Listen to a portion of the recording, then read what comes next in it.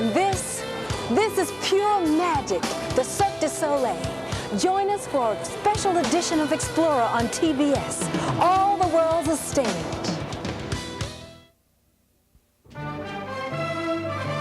Step into the spotlight as National Geographic Explorer applauds entertainers everywhere with a passion for performing. Now, take your seats as we show you that all the world's a stage. First, is he a brilliant aerialist or a madman? You must be crazy to do that with no security. If he falls, he's dead. Nothing can move me off the wire, so I don't have any reason to be fearing of something that cannot happen. Philippe Petit, master of the high wire, puts his life on the line in one of the most amazing acts of balance and courage you've ever seen. Then, kids everywhere dream of joining the circus. But in India, the big top offers more than fun. It can be an escape from poverty. Meet Pinky, a young girl who's finding joy in her art and her life. Plus, we'll dance the night away as the jitterbug keeps on swinging.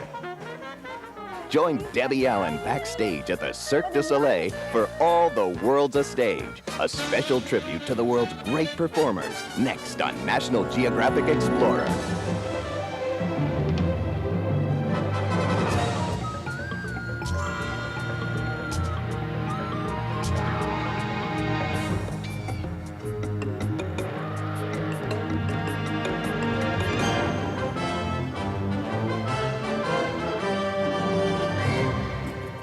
Explorer is being brought to you by Office Depot, taking care of business with thousands of brand name office supplies.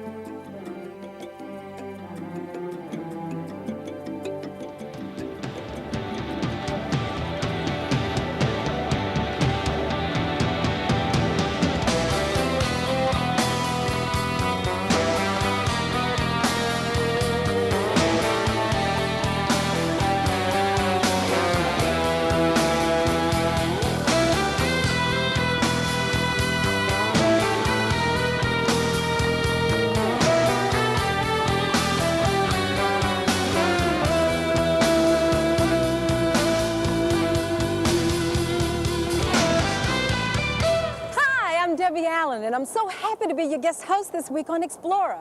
I'm here with some of the greatest acrobats in the world at the Cirque du Soleil. Oh, it's a perfect place for our special show and performers around the globe. The people who live their lives on stage from New York to India.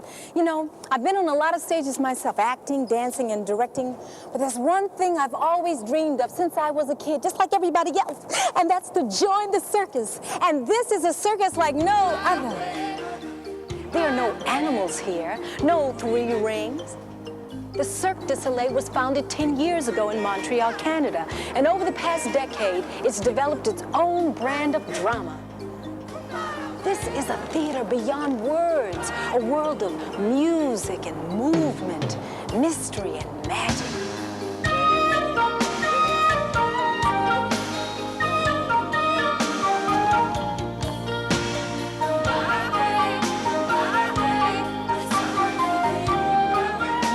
We're going to enter that world. In fact, we're going to go backstage, behind the scenes, and see where the magic is created one handstand at a time.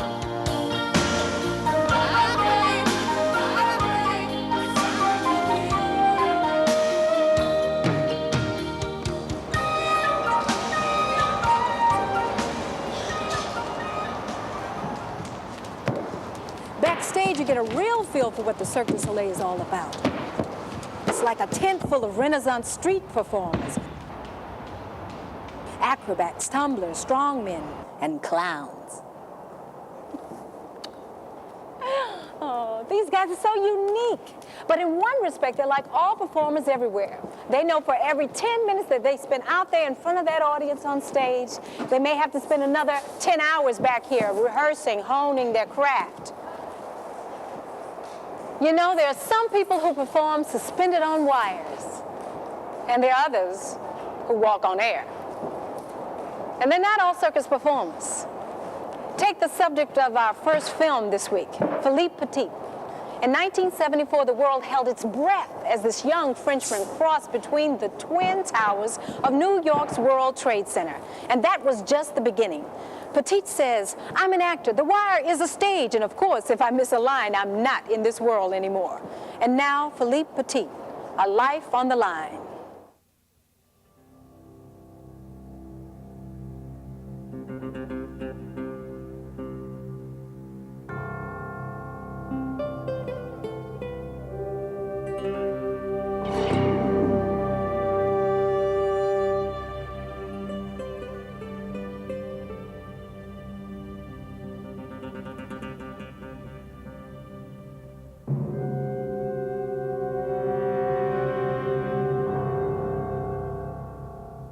You don't need wings to fly. Look at the history of man. From prehistoric time to nowadays, we want to explore our world, to fly away.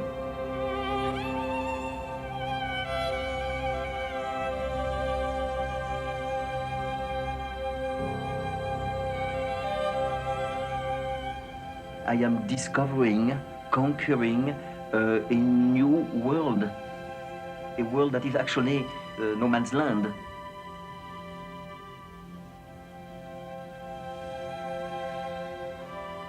It is dangerous, yes, if I miss the wire, I am not here anymore, but it's so simple, so beautifully simple, the left, the right, the center, the balance. It's the essence of life.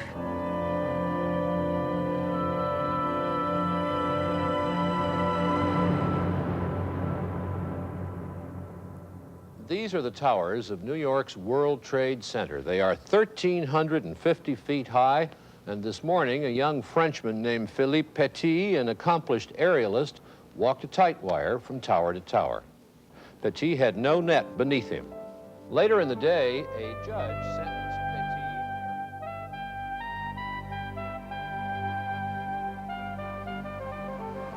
It was unbelievable. Totally unbelievable. It was amazing. It was scary. It was a very heightened sense of adrenaline rush. It was wild. Every adjective you could think of that's beyond your normal day affair. That's what that adjective was running through my body at the time. You know, it was very intense. A quarter of a mile up, 135 feet across, and to see him go back and forth and back and forth and lay down, kneel, do a U-turn, all these things. It was very insane. I think he's nuts. How can anybody walk between the trade center? They'd have to have a ladder. They'd have to have something to brace them. How do you do it? How I did it? It's the same question as how did you do that perfect murder? I mean, you know, I didn't kill anyone. It was an artistic crime. I did it by working on it.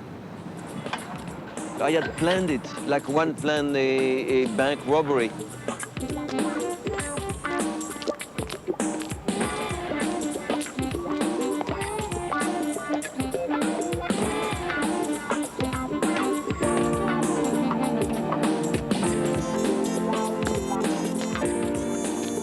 The first time I saw this building, I looked up to the two most giant structures in the world, and my thought was, it's impossible. What I want to do is clearly, simply impossible.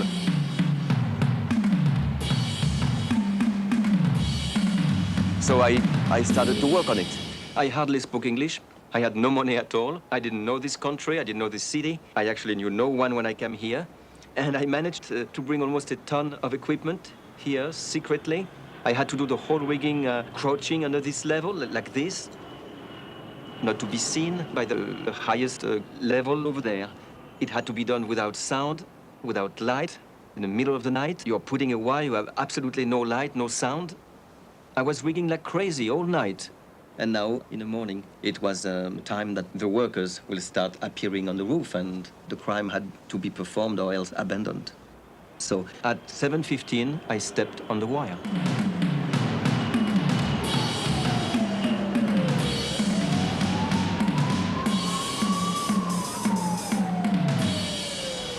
My job is at the top of the building at that time.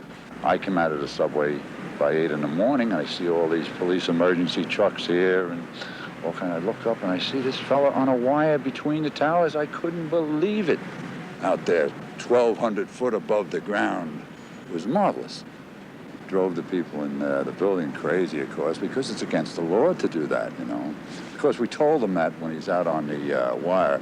Come off there. This is against the law, you know. But, of course, everybody changed their attitude after a while. It was against the law, but it was a magnificent thing he did. Police took a humorless view of the act. They took Petit and a companion into custody and finally decided to charge them with disorderly conduct and trespassing and carted them off to a local precinct station. I have danced between the highest towers that man has created, and I get handcuffed. You know, they could do anything they want. After that, they could have, you know, cut my head. So what? I was still on my wire. I was still up there. We need to build roads and schools and hospitals and give food to people, but equally important, we need to make them realize that imagination is limitless, that they can move mountains. What I do is seemingly useless, but actually is an inspiration. Looking up is flying your own way. People who don't have wings, they can fly by looking up.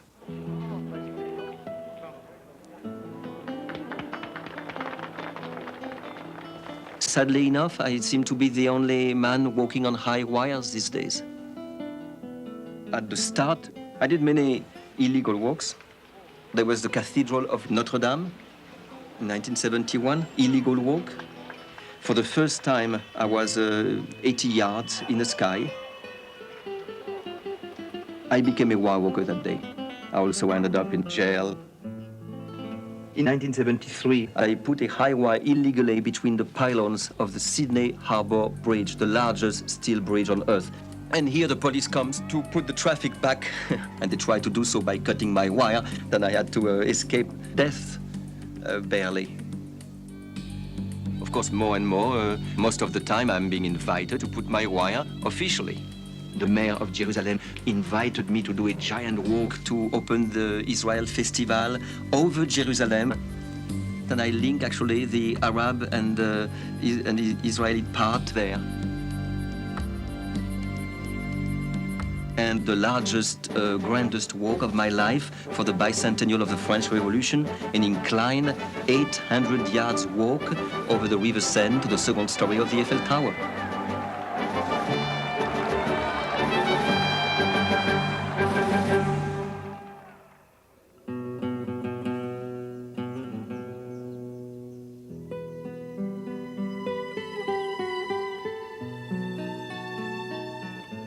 And now, my next project, Saillon.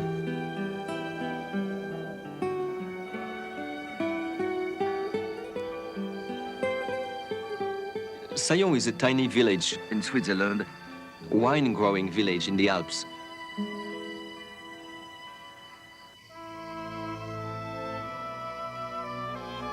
There was a famous figure there, an outlaw, a kind of Robin Hood. His name is Farinet, and he died very mysteriously over 100 years ago. Today, his legend is kept alive by another crazy man, Pascal Thur.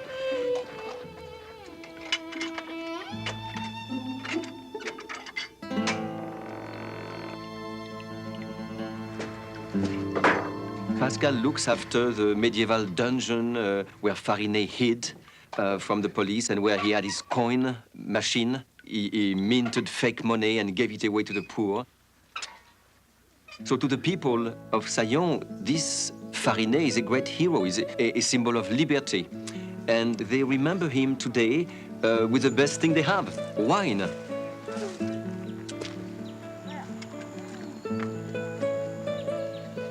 The smallest registered vineyard in the world is dedicated to Farinet. So every year, at the time of grape harvest, Pascal puts on a big event, something daring, bold, to bring Farinet back to life. C'est extraordinaire, c'est impensable, ça frôle l'impossible. Mais le rêve, c'était de relier une fois cette tour à la plus petite vigne du monde. C'est extraordinaire. Mais il faudrait tirer un câble de la tour jusqu'à la vigne et passer dessus. Alors on a lancé un défi à tous les cirques.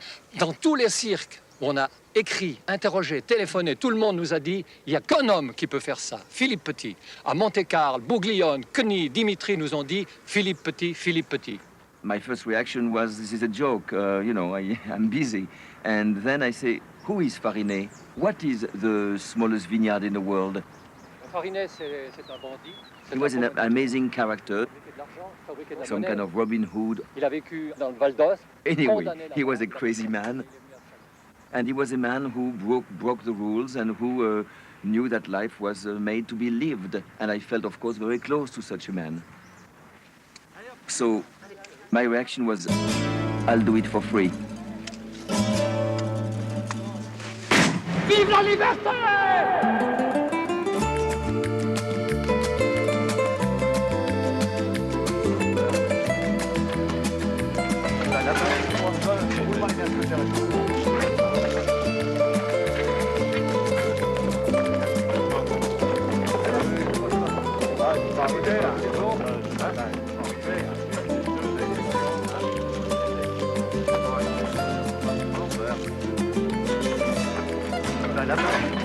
I am looking to control every step of the process.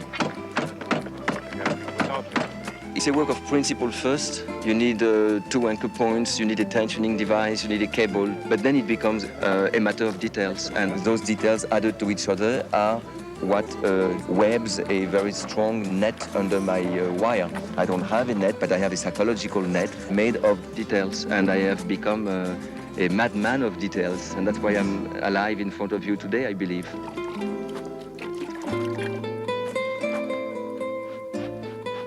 My main concern is grease.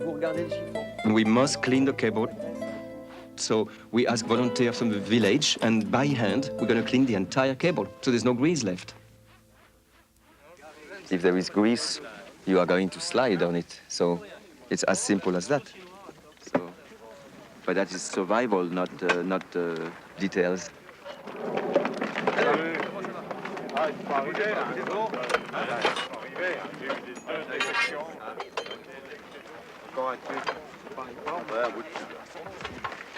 Hey, vas-y. Ok, moi je suis prêt. Ok, ensuite, tu reviens vite ici. Manu, t'as qu'à l'appeler Manu.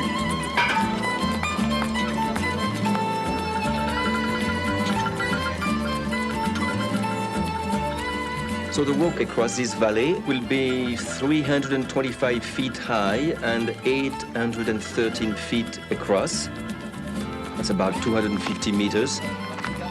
It's a big walk. It's a big project. I think it's too much tension. Hey, moi si c'était toi, je m'arrêterais là. Il y a 10 fois trop de tension là. Il faut pas que ça touche la vigne. Avec une flèche pareille, tu peux pas continuer à tirer. Il faut qu'il donne et que tu tires.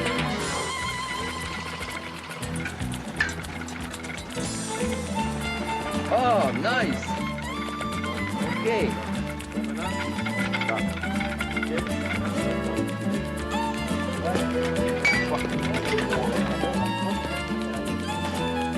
I am building a bridge. A bridge for one day. Ah, it's perfect. A real bridge, and no mistakes are allowed. Every nuts and bolts, as Americans say, you know, is part of holding my life on that wire. It's my life there.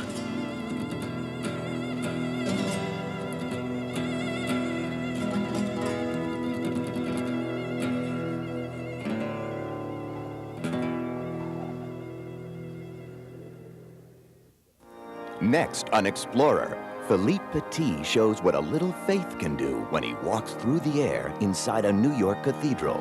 Then, in India, some children born into poverty have their dreams come true at the circus. Plus, in the 40s, the jitterbug danced into America's heart.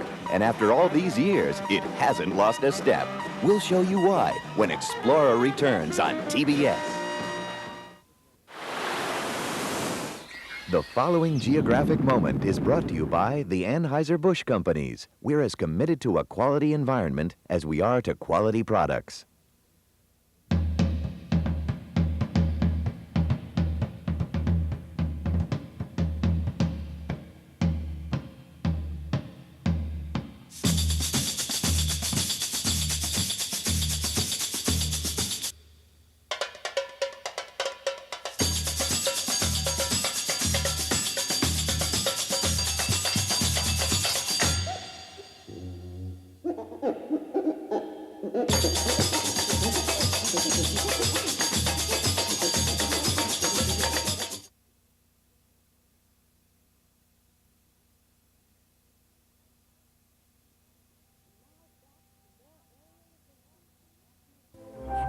back to more aerial adventures on National Geographic Explorer. I have played for the audience of all kind, for the Masai Mara in Kenya, in a city like New York, in Paris. I need very little to live. I have survived and lived, sometimes very well, as a street juggler.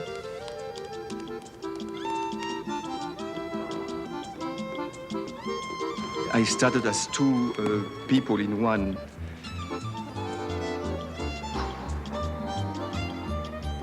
One is a street juggler and the other is a wire walker.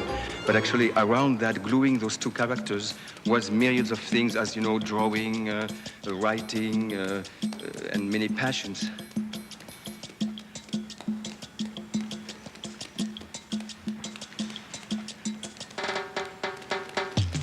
So who taught you to juggle? I learned by myself. Like I learned by myself everything I did, the juggling, the pickpocket, the high wire, the writing.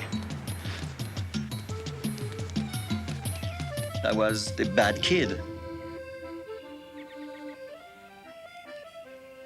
My parents were frightened to death to see the 4-year-old kid to do, to climb on whatever was available. And do more than that. I mean, cross rivers on ropes. I was an absolute outlaw. Any law, even the laws of nature. I mean, gravity is a serious matter, you know.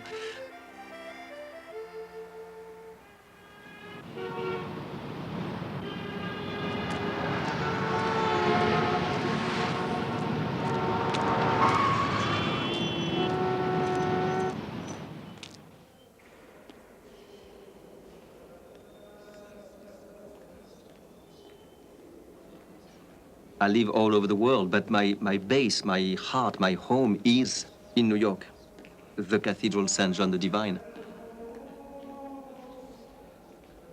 The first time I came in this cathedral, 1980, I was like a kid in a candy store. I mean, I didn't know where to look, what to touch.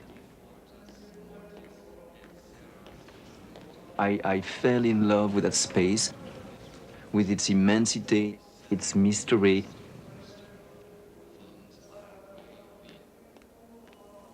And I wanted to discover that space.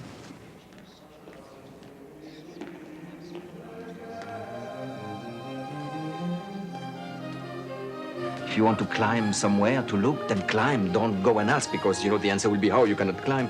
So being on the nave was not enough. I had to climb everywhere. And I went up and down, and I looked in the crypt and in the vault.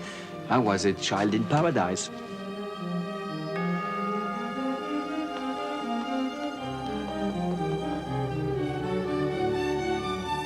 There was something started between this cathedral and myself that had to be in some way finished. So I did it. A surprise walk. The guards saw me up there on the wire and they called the police, which is totally right to do. They didn't know what was happening. And the police had handcuffed me and were going to arrest me. And the dean of the cathedral, Dean James Sparks Morton. I walked in and I saw the wire, but I didn't see Philippe. But then a couple of minutes later, there appeared Philippe, but down on the, the ground here, but in handcuffs with a policeman. And so I went up and said, "What are you doing?" And he said, "He was trespassing." I said, "No, he wasn't. He belongs here. He's an artist. Take his handcuffs off." And so they did. And it was as simple as that.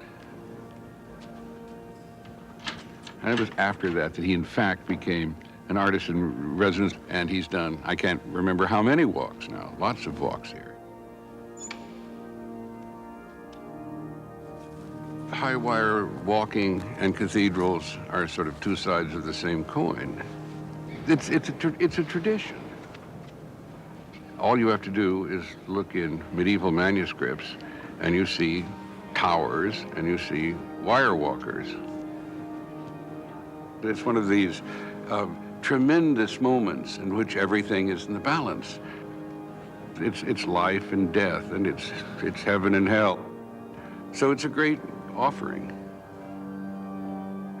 The cathedral is stone, but a wire walker is a cathedral in motion.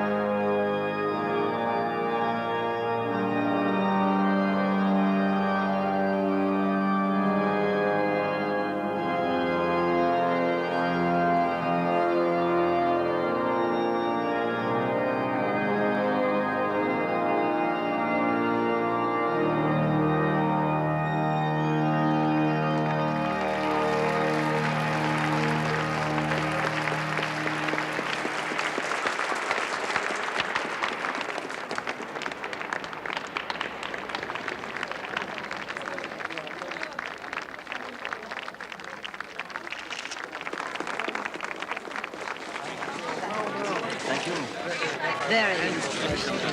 You look like an angel. Fabulous. Beautiful, beautiful walk. Wonderful. Oh, thank you so much. Were you praying at all?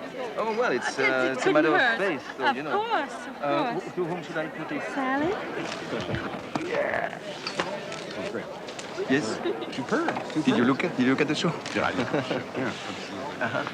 But what does wire walking have to do with religion, with faith? I mean, With faith? Well, it is faith. I mean, there is a certain we amount of both- faith in this place we tonight, both right? use the same words. And I would not be able to walk on that wire if I was not sure before the first step to do the last step. And that's called faith as well. It's very close to actually the religious faith. Or maybe it is the same thing. Yeah, That's yeah. why I belong to this church. You know, just by doing that doesn't mean that you're being religious. Tonight was absolute quiet. It was, people were riveted in this experience. And that is extraordinary. That's very religious. Everybody was one with you and with each other. Could you hold that for a second? Thank you. Coming up, we'll be back in the Swiss Alps where a crowd is gathering for Philippe Petit's finest performance. Explorer will be right back on TBS.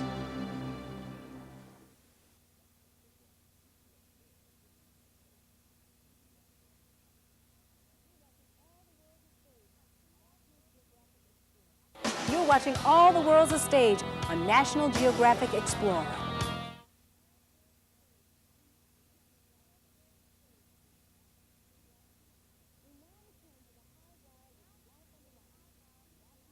We now return to the high wire with Life on the Line on National Geographic Explorer.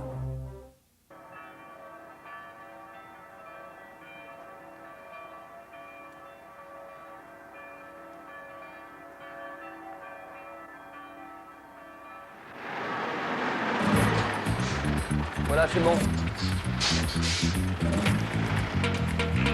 Non, non, stop. Recule un petit peu.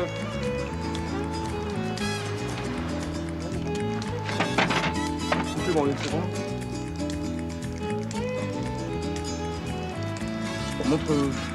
Montre-moi à partir du centre. The balancing pole is not the right length and the right weight. I need to drive it like you drive a car, okay? You don't really know what's happening. You're constantly moving it. It becomes natural. This pole is not feeling good, so I am going to change it a bit, do a little cooking.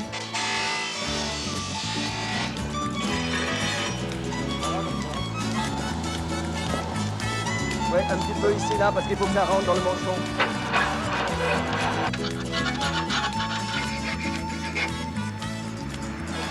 plus bas.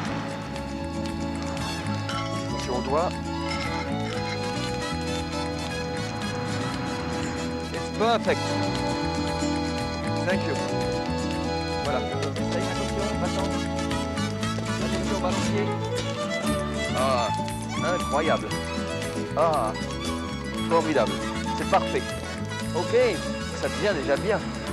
Yeah, it's nice.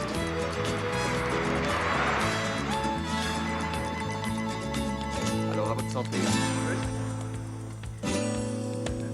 Santé. D'accord, alors, santé. J'ai dit mes santé.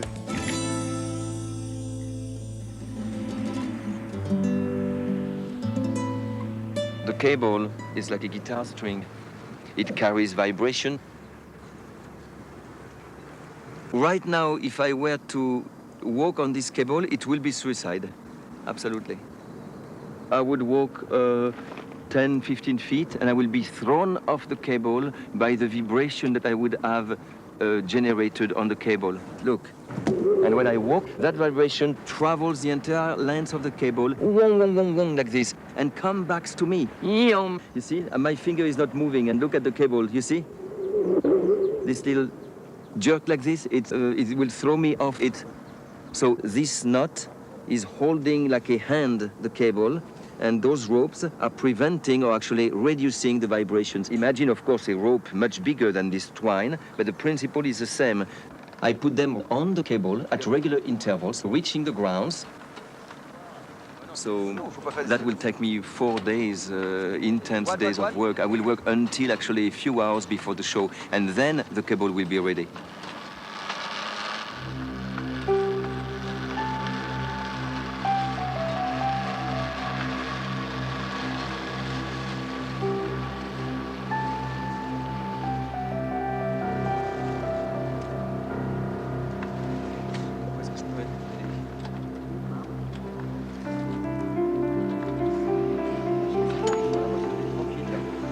Regarde ma ceinture, là. Il les serrera vraiment bien, là. Et regarde ici, hein. Regarde. Comme ça. Relevez le panier.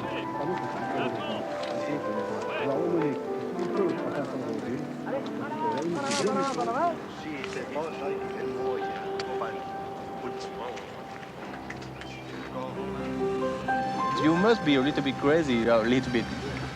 Not a little bit, you must be crazy to do that with no security.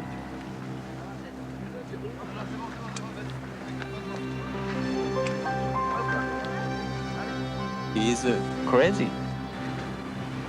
If he fall, he have nothing. I was thinking that he have some security on the shoes or on the body, but he have no security. If he fall, he's dead.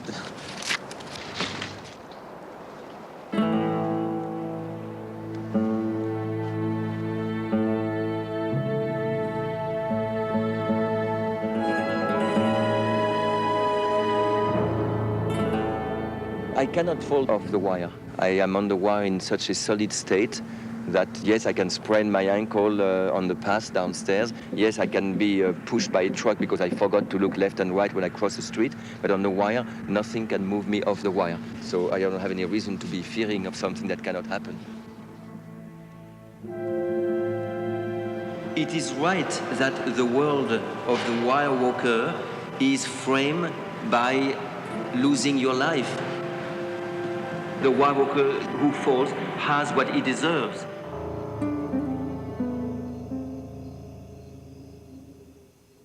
Carl Wallenda, the oldest of the famous high wire walkers, was 73 years old when today, a wind stronger than he pulled him off the high wire to his death.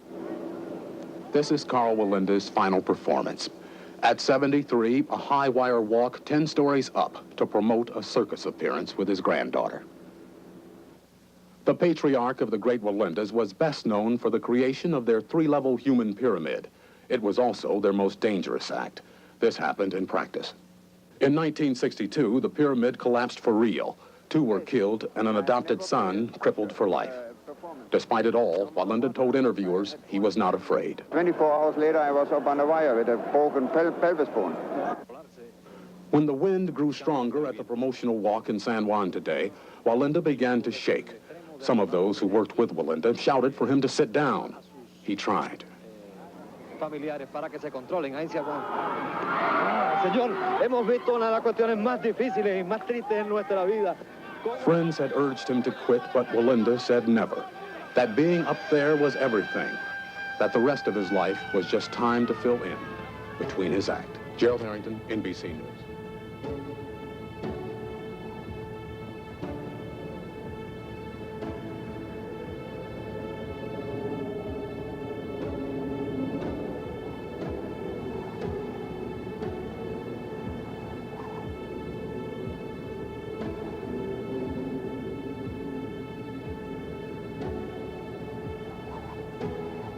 How can you get off the wire?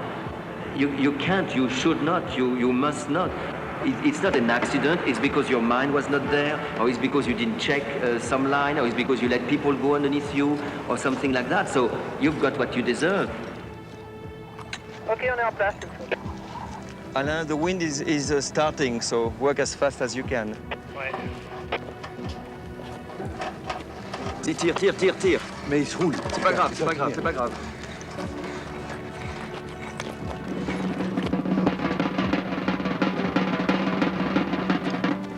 Avis à la population, Philippe Petit, le plus grave des petits, va traverser par le ciel de la tour Bayard à la colline à Farinet à 11h pile.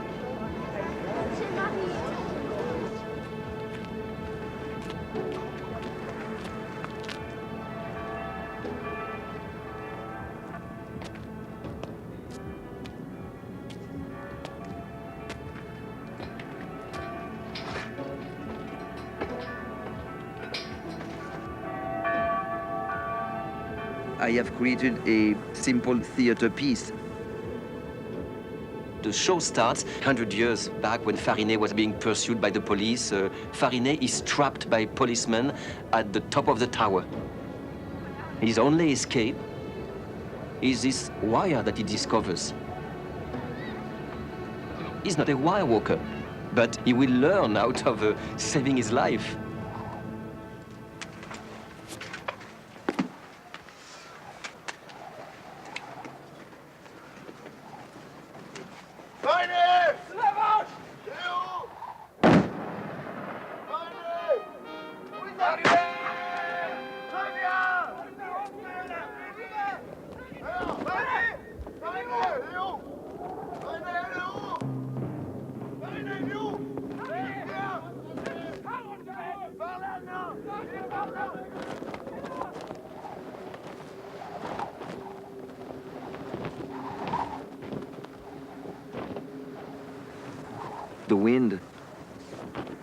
The wind is the enemy of the wire walker. Too much wind, simply you would not put your feet on a cable if you are sane.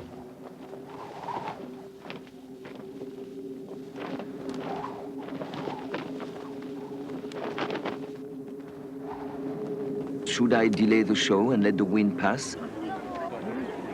At some point you have to decide. At some point, I am facing the wire, and I have to decide to start the show, to walk on that wire. The first step is a point of no return.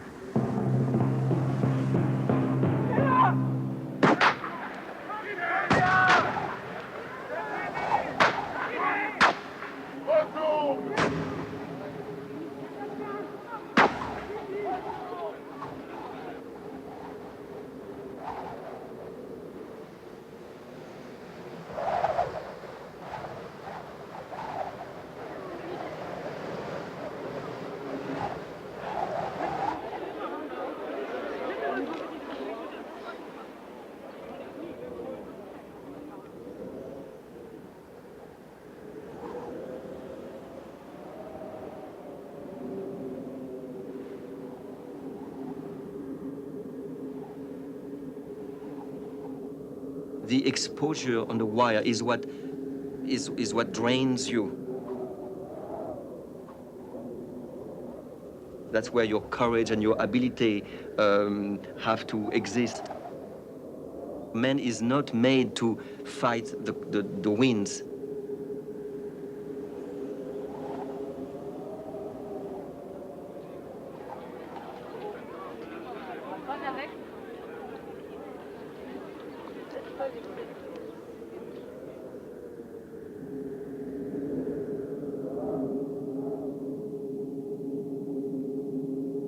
What I feel on the wire is a turmoil, a tempest.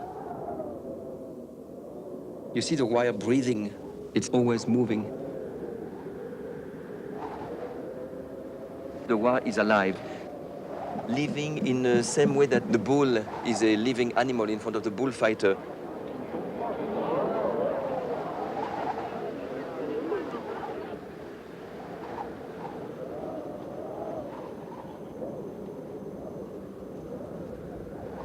You want to survive. You want to get on the other side.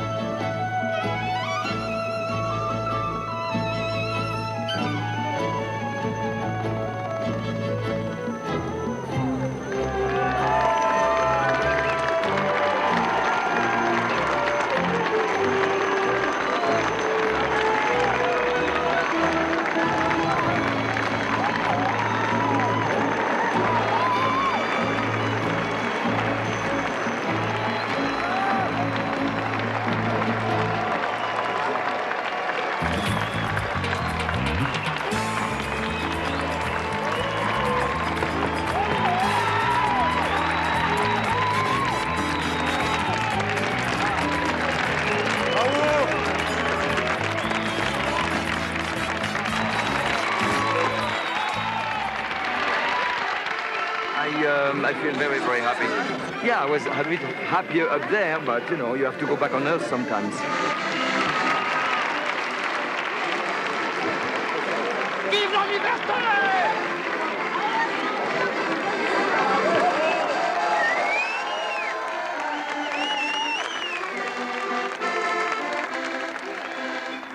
I need to maybe take a 3-minute shower and maybe sleep 20 hours, which I have not done in 3 months now.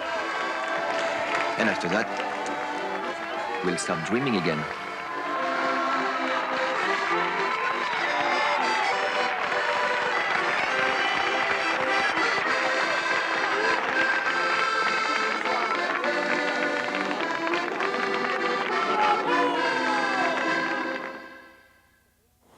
You know, Philippe Petit has one great unfulfilled dream, and that's to cross the Grand Canyon. For Philippe, it may well be the greatest stage he's ever played on. I'm back on stage here at the Cirque du Soleil for a different kind of aerial performance.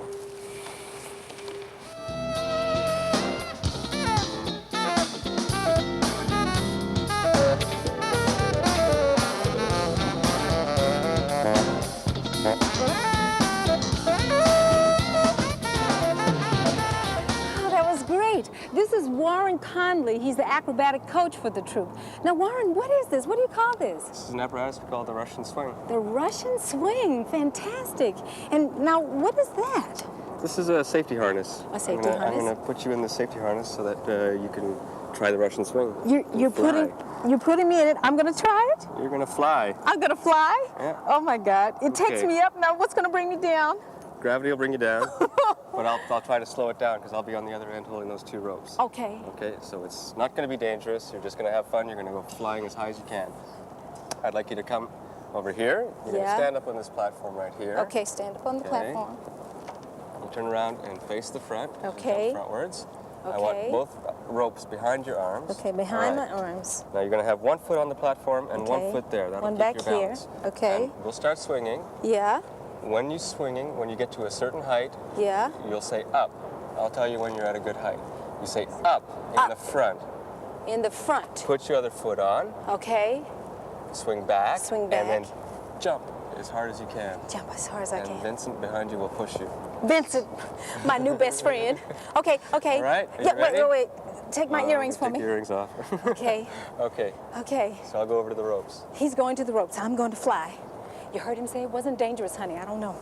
Oh, Lord, I love this. All right, you can start swinging. Okay. Okay, let's get it higher. A little higher. All right, that's pretty good. You can stay up. Up. Wow! Oh, we'll be right back. Darling, that was good. I want to try this again. Now, wait. I think I got it now, Warren. Now, look. Next on Explorer, this little girl has developed some remarkable talents in her home away from home, a traveling Indian circus. Find out how she got here when we return on TBS. Office Depot invites you to test your knowledge of the world with National Geographic Atlas. A U.S. penny with a D under the date means the coin was minted in which city? Dallas, Denver, Detroit. Stay tuned for the answer right after this.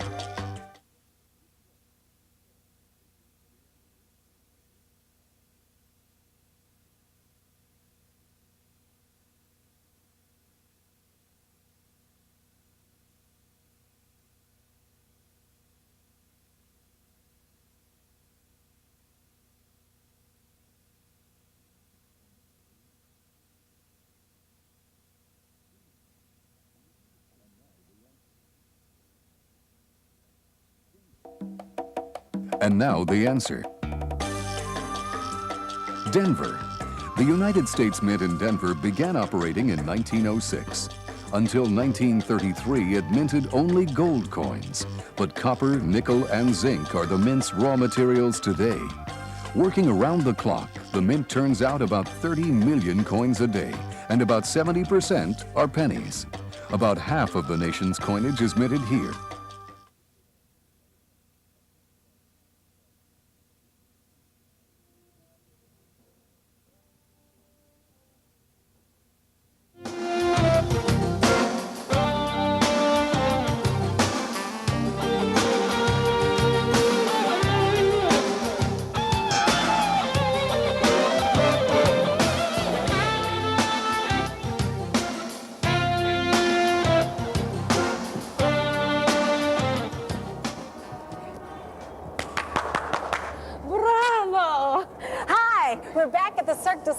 I think I may have found the act that is right for me. This is Marco and Paolo Lorador. These are the amazing Alexis brothers. They're from Portugal. How you doing, guys? Fine, how you doing? Do you think maybe I could do something? Oh, I'm sure there's something there. You could try something? Yeah, let's do. Okay, I'm going up. Woo! I like this. Good. Darling, I feel so tall. Fabulous. Oh, that was amazing. You guys are so incredible. You all were practically born into the circus, huh? Yes, it's been about 4 generations been a family. My grandfather and my great-grandfather. It's been a while. It's fantastic. And, well, how old were you when you started? I was 8 and he was 6 when we started. Pretty young. Oh, God, that's incredible. But, you know, there have been some circus performers that were even younger than you guys when they started.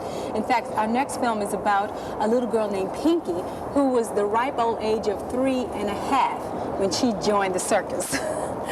You see, she was born into poverty in India, and she was sent by her mother to work in the circus. Pinky hasn't become a superstar, but she has found a new life and a new home under the big top.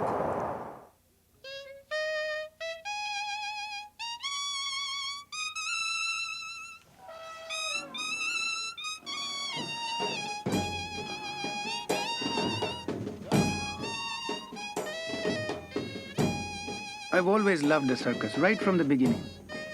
In every drop of my blood, the circus is there. Both my parents were in the circus. When my mother came down from the trapeze act, her labor pains started. When I was born, there were rope marks all over my body because my mother had slid down the trapeze.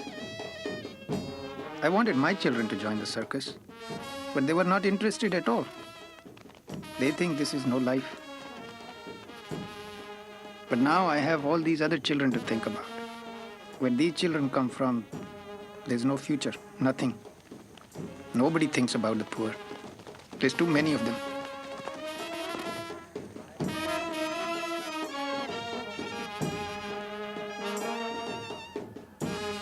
Only when I came to the circus. That's the life I remember. Before that, I don't remember. Even when I'm old, I'll be in the circus.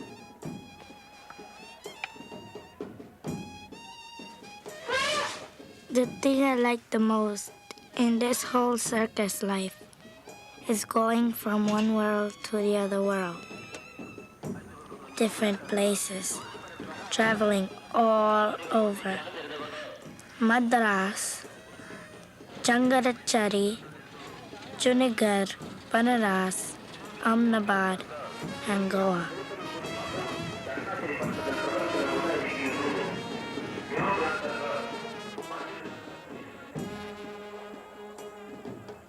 When people clap, I feel happy, very happy.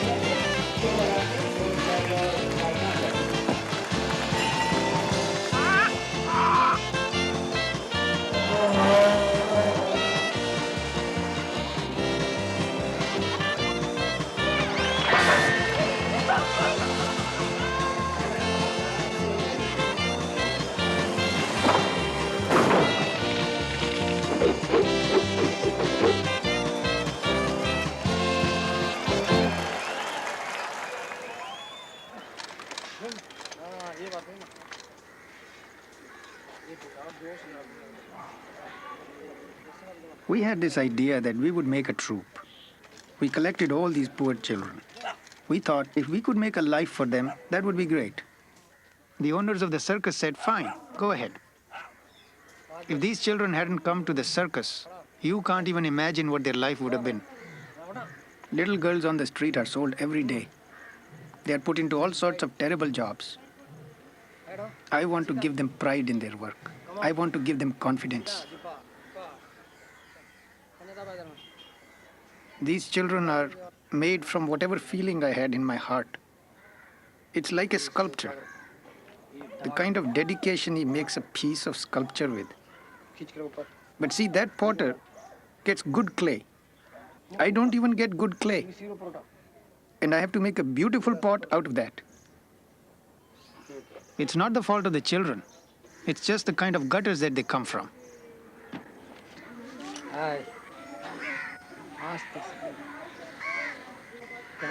Deepa came from Madras. Her father is a very big alcoholic. He drives a rickshaw, and he beats up the mother and beats up Deepa. Pinky didn't come to me herself. Her mother brought her to me when she was 3.5. She's 10 now. Of all the children I have ever trained, Pinky is the most talented. She's the only one who wanted to do everything in the circus, even the skywalk, despite her great fear of the heights. She has the discipline, the single-minded concentration, the complete focus to be the best.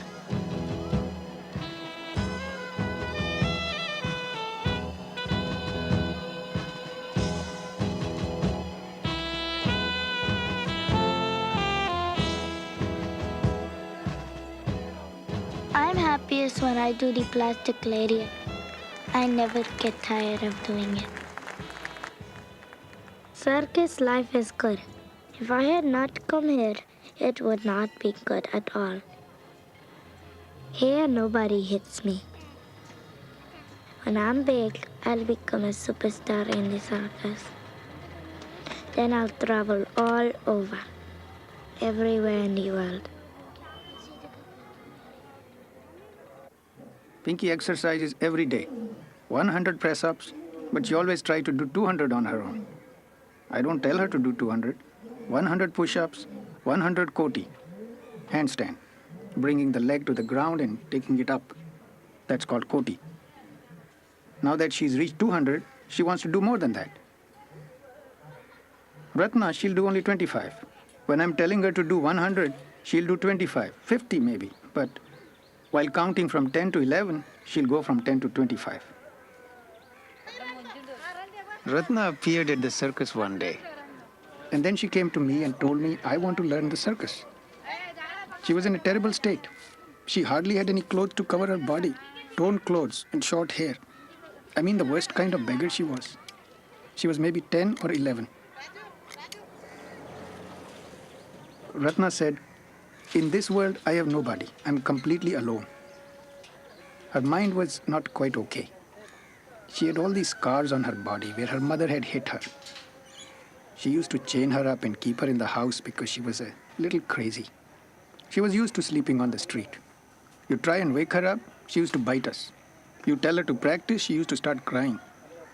She wanted to learn, but she didn't want to practice. Without practice, how can you get the fruit? I couldn't even hit her because she would bite me. She didn't bite me, but she bit the other children. Me, she used to scratch. She's fine now, but sometimes something goes wrong with her brain. And then she starts fighting with the children, biting them, hitting them. So I started training her for the skywalk. She learned very fast because she was very fond of learning that. So I told her it's very dangerous and it's very difficult. And she said, no, I want to do it. Then slowly she came onto the line.